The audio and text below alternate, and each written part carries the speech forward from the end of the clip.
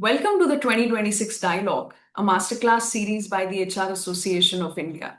I am Neha Jagnani, and today we are exploring a topic that is reshaping the role of finance leaders across organizations worldwide. As business navigate rapid technological disruption, evolving investor expectation, and increasing pressure to deliver sustainable growth, the role of CFO has expanded far beyond traditional financial stewardship. Our theme for the session today is the next generation CFO, leading growth, AI transformation, and enterprise value creation. To explore this important topic, we are joined by Mr. Naveen Bhadada. He's the CFO at Velvet Lifestyle Private Limited, commonly known as Sugar Cosmetics. Naveen is a qualified chartered accountant and an MBA with over 21 years of post qualification experience across multiple domains of finance, including strategic finance, budgeting, accounting, internal control, supply chain finance, and treasury. He is recognized as a finance transformation specialist and a motivational speaker with extensive experience in helping organizations build scalable financial frameworks that support growth, operational excellence, and a long term value creation. Naveen, thank you so much for joining. It's always a pleasure having you. Thank you so much, Neha. It's pleasure's mine, and I'm really excited to be a part of this series and looking forward to share some of my thoughts on this very, very relevant topic. So yeah, looking forward for this session, and thanks once again for hosting me for this session. Thank you so much, Naveen. So, to begin with, my first question for you is: how is today's CFO different from the CFO of a decade ago?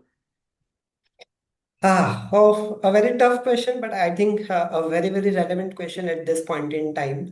Things have moved, Neha, and things have changed dramatically in the last decade or so, and so is the role of a CFO. So, in my view, the CFO role has undergone one of the most significant transformations in the corporate world here, and I'm taking a liberty to use such strong words because, I have myself seen that journey in the last 10 years or so, right? If I think of a decade back, the CFOs were largely viewed as the custodian of financial integrity. The role largely used to revolve around financial reporting, compliances, controls, budgeting, treasury management, and ensuring that the numbers were accurate, the month-end closings were happening, and the financials were getting published either to the management or to the investors, as the case may be. Yeah. So largely, this was the role, and success was measured by how well the organizations are managing cost, they are maintaining the controls, and they are delivering the predictable financial results. Largely in case of a listed entity, yeah. From so those roles or those responsibilities remain important today. In fact, if I use the word, they are licensed to operate, but they are no longer sufficient, and hence the role has undergone a significant change in the last decade or so.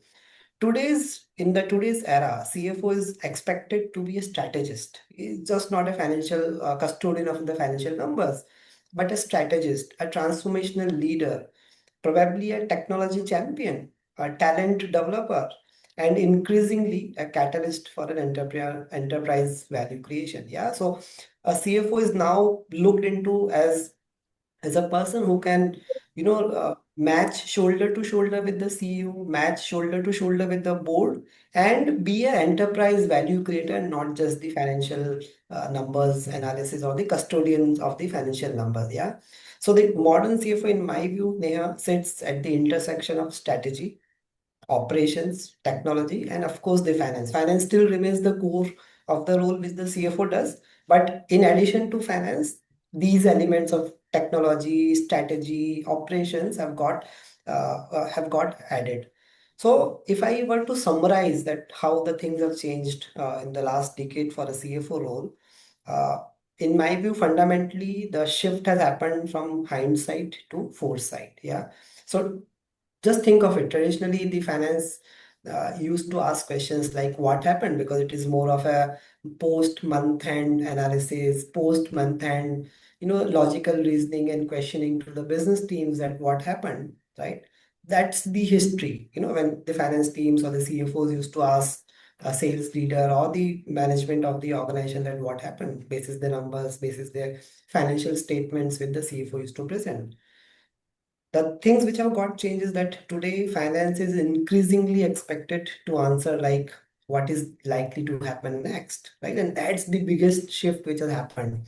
Yeah, probably the CFOs are also expected to understand or ask what should we do about it, right? So it is all of predictive uh, reaction. It is more closer to the business, it's more closer to the ground realities, and rather than waiting for a post facto reporting, now the CFO's role has changed to a business partnering role, as I mentioned, or an enterprise value creator role, wherein this role is more predictive, more closer to the ground, more closer to the business, and hence more closer to the management of the organization and to the boards of the organization.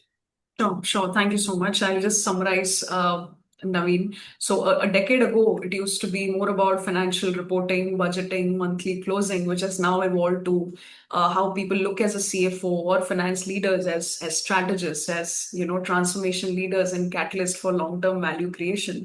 So, it's not anymore a work for them to look at post-month report. It's more of a forecasting. It's more helping businesses plan ahead, and that's how it has evolved over the years. So thank you so much, Naveen. My next question, Naveen, is one challenge many leaders face is to balance the profitability and growth. So how do successful CFOs actually navigate this tension? Yeah, again, very relevant. And I think it's in my view, and I've been in the industry for more than 2 decades now, in my view, it's the oldest debate which a finance guys are having, right? That how do we balance growth with profitability? Now, these are two words which are increasingly used in the organization. But sadly, when we talk about the practical execution of these two words, the things are very, very different. And that's where the role of a CFO is becoming far more challenging, because it's not just about growth, but it's about profitable growth. And both these words at some point in time would, you know, would divert from each other in a way that, there would always be a balancing act between, do we need growth or do we need a profitable growth? Yeah, so that's the oldest debate in my view, and I've been, listening to these questions for more than 2 decades of my career now. Uh, so just to elaborate on this view, right, Neha, in my view, the organization is pulled into two directions, right? On the one side, there's a pressure to grow faster, right? Probably enter new markets, probably invest in innovation, acquire customers, and build the future capabilities. So that's the one side of the pressure which the organization goes, which is very relevant, because if you don't have new markets to enter, if you don't have new products, new innovative products, right, your top line growth would be limited, and you can't grow beyond a stage, right? So this is important, right? But on the other side, there's also a pressure. Increasingly now, also a pressure to improve margins, right? To generate cash, to enhance returns on your investment, to deliver profitability. Now, especially post-COVID era, cash has become king, right? Cash is super critical. Now, think of it like, what happens if you do a business, if you do a sales, but you don't convert that sales into cash? Is it good for the business? Answer is no. Of course, it would reflect in top line, but that top line not hitting my bank account is of no use in a longer term, right? Because at some point in time, we need cash. Cash is required to run the business, right? So, as I said, on one side, there are these older parameters of growth, older parameters, and rightfully so, of entering into new market, entering into a new innovative product. But on the other side, now increasingly organizations are also focusing on how do we improve gross margins, how do we improve my cash generation ability, how can I enhance my returns, and hence deliver profitability. Now the reality is that growth and profitability are not actually opposing objectives, right? It looks like an contradictory thing, that I can only get either of one. Either I can get growth or I can get profitable, Yeah. right? So it appears to be a contradictory, but actually they are not, right?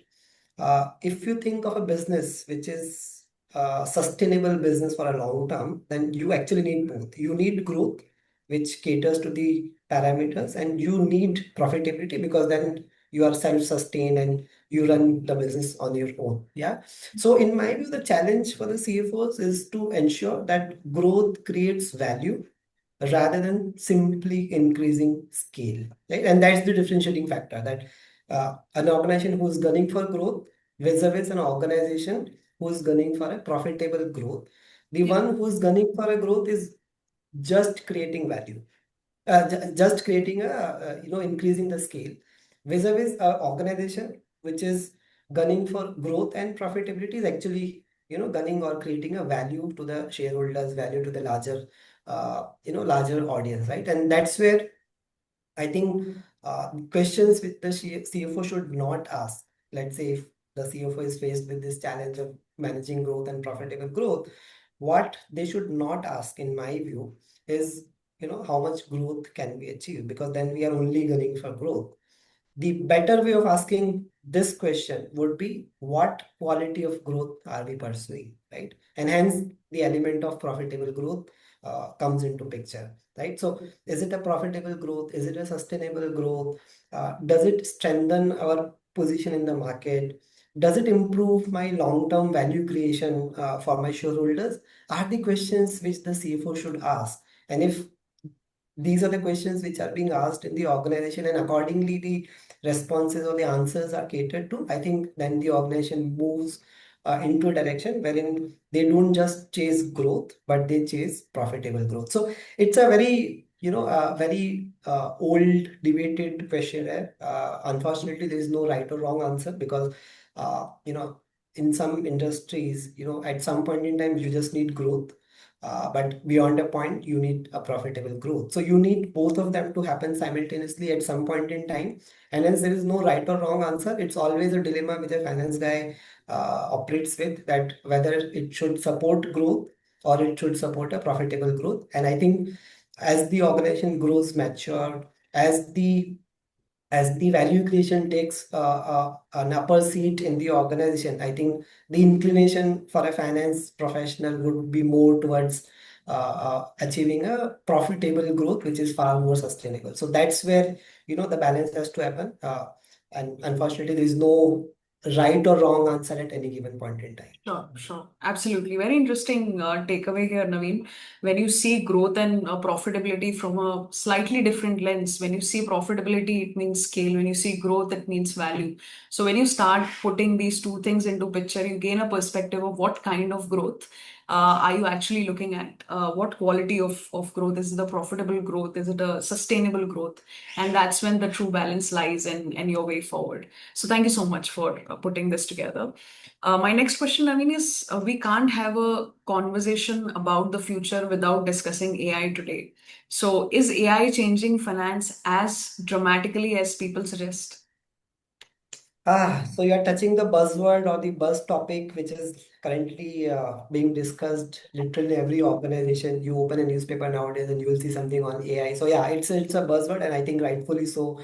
We should be discussing on this topic in this session. So my view on AI, and probably I would have a slightly differentiated view, Neha, and pardon me for that, but my view with respect to AI in finance is that it's the biggest opportunity the finance teams are now having with respect to AI. Yeah, and that's what I'm saying. Probably my views would differ from most of other views which you might be hearing, because typically you see or you hear in the industry that AI is gonna replace humans. AI is gonna eat jobs of, let's say, back-end services functions like finance, like operations, probably like HR, right? I see it from a very, very different lens, that probably it's the biggest opportunity for finance teams to leverage AI and to showcase what the finance teams can deliver to the organization. I'll give an example of why I'm saying so, right? Now, think of it, and you come from a non-finance background. Think of it that when somebody used to tell you about a finance professional, think of a finance professional. What typical image would come to your mind? Probably a person who would be a number cruncher, right? Or a function who would be publishing some financial statements, or a team who might be sitting late in the office during the month ends, right? Or a team who might be facing audits during the year ends or during the quarter ends, as the case may be. So these are typical association of a finance guy or a finance team, right?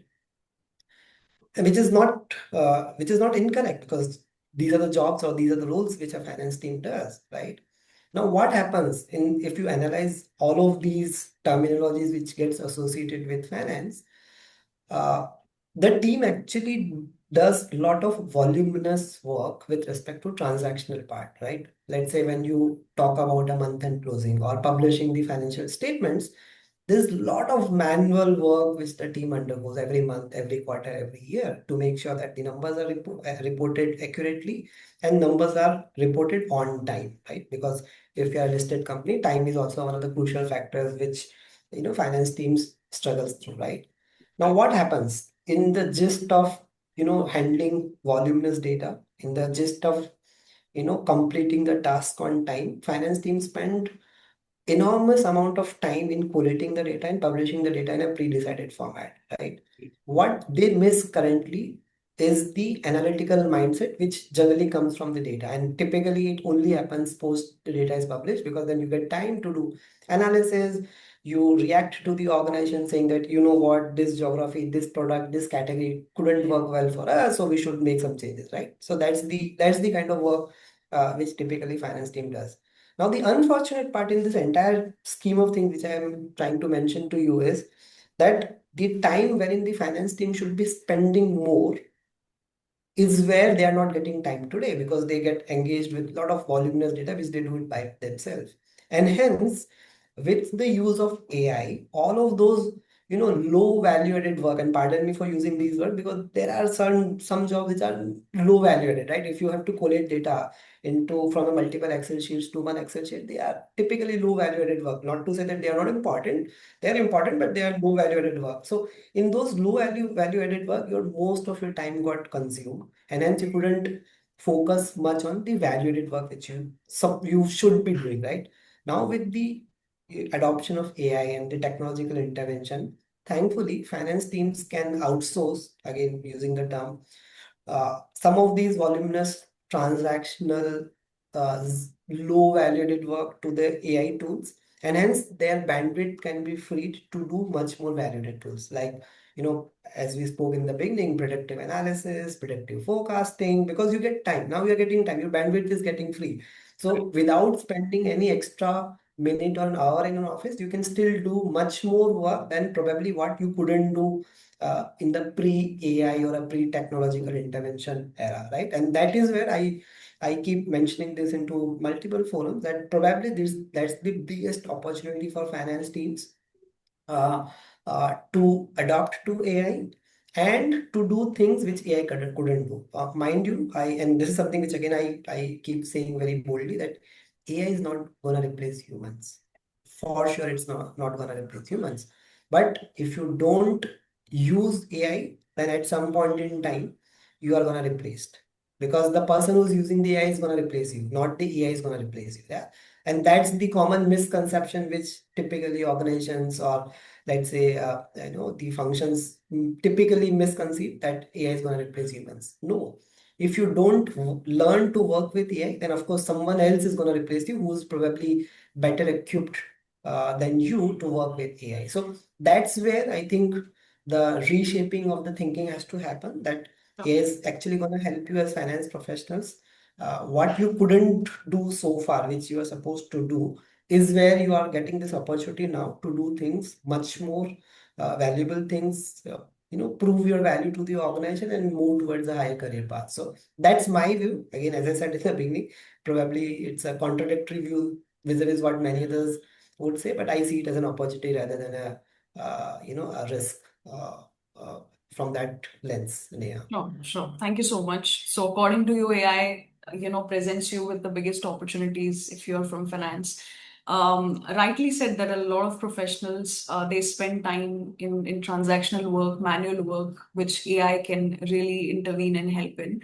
I think it's if AI is augmented, your objectives and AI can go hand in hand instead of AI replacing what is it that you're doing. So also, as you rightly said, you will not be replaced by AI. You will be replaced by somebody who knows how to use AI better than you. So, thank you so Exactly. much. I think anybody who is using AI, taking advantage of it, and will have a competitive edge in organization, any department. So, thank you so much for putting it together. My next question, Naveen, is when investors evaluate companies today, they are looking at, beyond financial statements today. So what drives enterprise value in today's world? Very relevant, Neha, and especially relevant in the industry wherein I work in, startup ecosystem, wherein a lot of these things happens. Now, what happens when an investor evaluates a company? There are set of financial statements or financial data which is available through the financial statements. You can understand how my revenues are growing. You can understand how my margins are improving, how much cash I hold in my bank account, what are my assets, what are my liabilities. So all of that is part of the financial statements, basis which the one level of evaluation from the investors can happen. Right. But think of it, you are an HR professional. Think of it. Does talent sits on your balance sheet? No. Answer is right. Does innovation capabilities sit on your balance sheet? Answer is no. Does the organizational culture sits on your balance sheet or your financial statements? Answer is no. But these are very, very relevant, very, very important, right? For any investor to evaluate, a company, don't you think talent is important? That is the company equipped with the right talent to handle the upcoming business challenges? Don't you think that the innovation pipeline which the company holds is important? Because if you don't innovate, sooner or rather you are going to dry up, and you are not go you are gonna be becoming non-competitive with your competition, right? Yeah. If you don't have a culture which embraces on in terms of the right level of thinking, the right level of motivation, the right level of courage, then no matter how much good talent you have, no matter how much good innovation pipeline you have, you still would struggle to scale up to a level, right? So these are important parameters from an investor's lens, and fortunately or unfortunately, these doesn't sit on your financial statements, right? So these comes beyond the financial statements, and as an investor, these are very, very critical parameters to evaluate, right? Uh, some of those factors probably would influence your cash flows as well, and some of those factors would probably also influence your long-term value creation, right? For example, if you have a good talent, you probably would have a long-term value creation in the organization. So, in my view, the enterprise value today is driven by five key pillars, and I'll try to summarize those key pillars. The first, of course, is the financial strength, right? The financial numbers are the core. The second is the customer relevance, because if you are not relevant to a customer, then you don't have a longer horizon of the business. The third is your innovation capability, as I spoke about.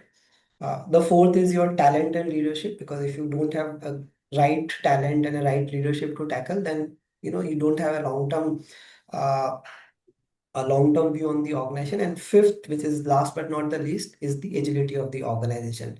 These are the five key pillars, in my view, which are required from an investor's lens to evaluate any enterprise, value. Sure, sure. Thank you. So enterprise value does not only reflects in your balance sheet or P&L, because a lot of things are not there, which is innovation, talent, culture, which are not visible. So it is very limiting sometimes when you look at a balance sheet or P&L, but these things speaks volumes about any organization. And for them to, not become obsolete and dry out, it is very, very important for organizations to keep focusing on these areas in order to have that sustainable value in the ecosystem and in the market. So thank you so much. This brings us to the last question, Naveen, which is, what skills should finance professionals develop to remain relevant?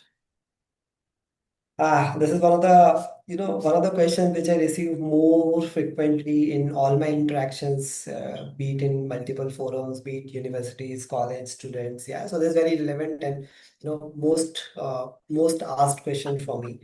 Uh, as you spoke, Neha, the profession is changing, and it's changing rapidly, right? A decade back, what a CFO used to do now, most of the things are irrelevant, and new things have came up. AI adoption, for example, is a newly thing which probably was not there a couple of years back, right?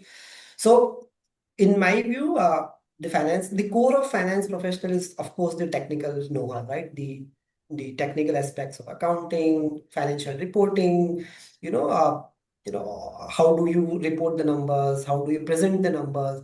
So they are important, right? But they are no longer enough, right? In my view, one thing which I would very, very specifically focus and urge all the aspirants who are into a finance professional to acquire is the business acumen, right? Now, if you don't have the business acumen, no matter how good you are into technical aspects, no matter how good you are into managing your time with respect to publishing the financial statements, beyond a point, you cannot grow in the organization because organization doesn't need, and there would be time probably, Neha, wherein all of these things would be taken care by the technological intervention, right? So you would not need a human to report the numbers, and the time would come very shortly, right? But what you would need is the human with a business acumen to tell to that intervention, the technological intervention, that what has been done correctly and what could have been done correctly, right? And this is where, if you have a sense of business acumen, if you have that skill to understand the business acumen, I think that would be really, really helpful for the finance leaders uh, to not just understand the business, but also understand how it creates value in the business, right? They need to understand customers, they need to understand operations, how the market behaves, how probably your competition behaves, and what strategy you can follow or you can, make to make sure that you're always ahead of your competition when it comes to the market, right? So that's the first skill, that you should have a business acumen. The second skill, which unfortunately, I've seen it over the period of my time as well, that typically finance professionals are not good in communication. And mind you, when I say communication, it is not about using a great English language or a local language. It's not about the language, but it's about the way you are able to communicate the message to your audience, right? Many a times it happens that we have a lot of information, probably the only function in the entire organization who has the entire view of what's happening in the organization, right?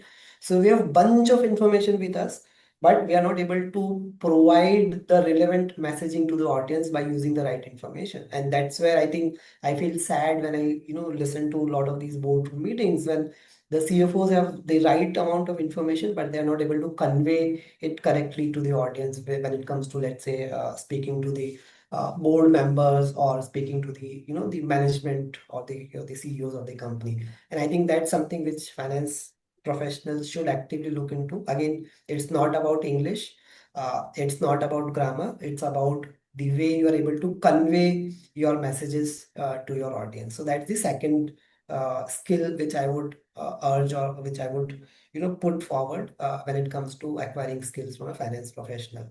The True. third and the last one is on the uh, ability to do a critical thinking. Right now, that is, I mean, no textbook would teach you how do you upskill yourself in terms of critical thinking, right? This is to be taught on the job. This is to be learned on the job. And when you, let's say, as a CFO, when you're entering into a boardroom, you just don't get prepared yourself by reading the financial numbers and probably doing some deep dive analysis of how the finance numbers represent, right? These are basic, which is you're expected to do, but think beyond what is not reflecting in the financial statements, right? And that is where your ability to have a critical thinking, your ability to think, let's say, four steps ahead of what's coming up to you, is where the differentiator would come in into from a lens that, are you a successful business partner vis-a-vis, are you a CFO, right? Uh, Again, I coined this term quite frequent, that the role of CFO is now going to change. We would no longer be called as CFO, which is Chief Financial Officer, but we would be called as CVO, which is Chief Value Officer or Value Creation Officer. And for that transition from a CFO to CVO to happen, you have to have an element of critical thinking, because you just can't rely on your analytical skill of dissecting the financial statements and providing your investors or your board members or your management a commentary about how the financial performance of the company has been. That's something which is basic. Your NHS is expected to exhibit that. But if you come up with a critical thinking mindset, think beyond your call of duty, think four steps ahead of you, then I think your adaptability towards a business partner would be far more higher, and you would be seen as a value creator in the organization and not just a custodian of the financial statement. So that's my closing statement on that. Oh, thank you so much, Naveen. Great takeaways there. So while technical knowledge is still very, very important, in today's world, there are three, important points that you mentioned: business acumen, communication, and critical thinking. Very, very important to, tell your story, tell how things work, help organizations make informed decisions using AI, using your critical thinking. I think that will, make a great impact as a finance professional. So thank you so much, Naveen. This brings us to the end of this masterclass. Thank you so much for sharing your insights so candidly today. And I think today's conversation clearly highlights how the role of modern CFO has evolved into becoming a strategic architect of business success today. So thank you so much for putting it together. Thank you so much, Neha, for again giving me this opportunity to speak very candidly on a very, very relevant topic. And yeah, looking forward to many such sessions going ahead. So yeah, thank you so much for this. Absolutely, sir. Always a pleasure. Looking forward to more such exciting interactions with you, Naveen. Thank you. Thank you.